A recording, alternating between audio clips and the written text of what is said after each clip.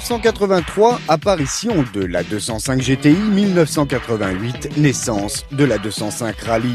5 ans séparent ces deux sœurs, toutes deux créées dans un même but, donner du plaisir à leurs utilisateurs. Et comme toujours dans ces cas-là, la petite a profité de l'expérience de l'aînée.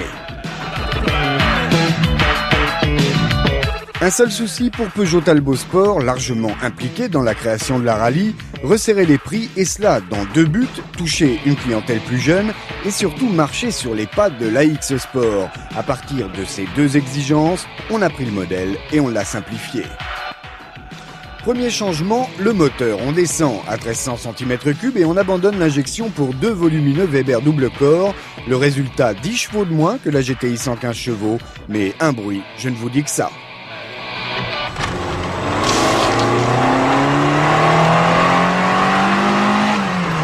D'autres modifications, oui bien sûr, mais elles ne concernent que l'intérieur et les aménagements. C'est pauvre, très pauvre, malgré la moquette rouge et les sièges de la GTI. Dépouillée donc, mais sportive, et là c'est derrière le volant que ça se passe.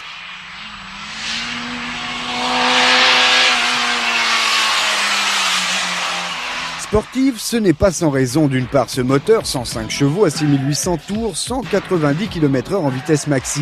Pour supporter l'ensemble, les trains avant et arrière de la GTI, une direction de XT, un poids total de 800 kg.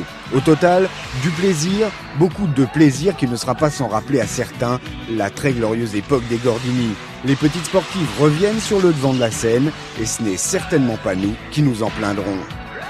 Alors des défauts, il y en a bien sûr, des démarrages parfois difficiles dus au maniement délicat des deux carburateurs ou des pneus sous-dimensionnés pour un tel tempérament. Mais à moins de 70 000 francs, cette mini GTI reste très concurrentielle. Sur ce point, la X Sport reste évidemment l'autre alternative. Attendons maintenant de voir qui de ces deux rivales prendra le pas en Groupe A, puisque pour les deux constructeurs, c'est la destination de ces deux petites bombes.